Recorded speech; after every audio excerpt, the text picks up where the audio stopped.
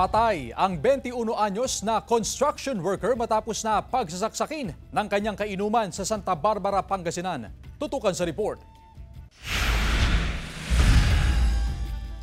Patay ang construction worker na si Roy Habala Jr., 21 anyos, residente ng Barangay Tulyao, Santa Barbara, Pangasinan, matapos siyang pagsasaksakin ng kainuman madaling araw noong Miyerkules.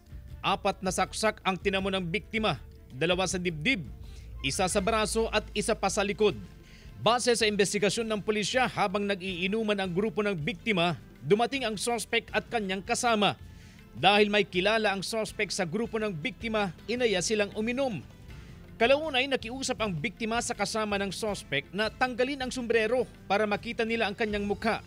Pero ikinagalit daw ito ng suspect. Yun nga yung naging sanhi ng heated altercation nila at then nagsuntukan itong dalawa. Ang kanilang away nauwi sa pananaksak ng suspect sa biktima.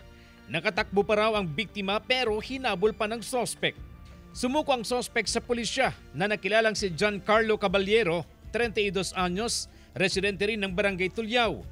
Tumangging magbigay ng pahayag ang suspect nang makausap ng news team. Pero ayon sa PNP, aminado ang suspect sa krimen. Labis ang pagluluksa ng mga kaanak sa sinapit ng biktima. Lalo na ang kinakasama ng biktima na nagdadalang tao pa man din sa kanilang unang anak. Gusto ko lang mangyari yung makulong siya para mapagbayaran po yung ginawa niya. Sana makamit ng asawa ko yung hustisya na hinahanap niya po. Kasi sobrang sakit po yung ginawa po sa asawa ko po. Sinampahan na ng kaso ang suspect. CJ Torida, One North, Central Luzon.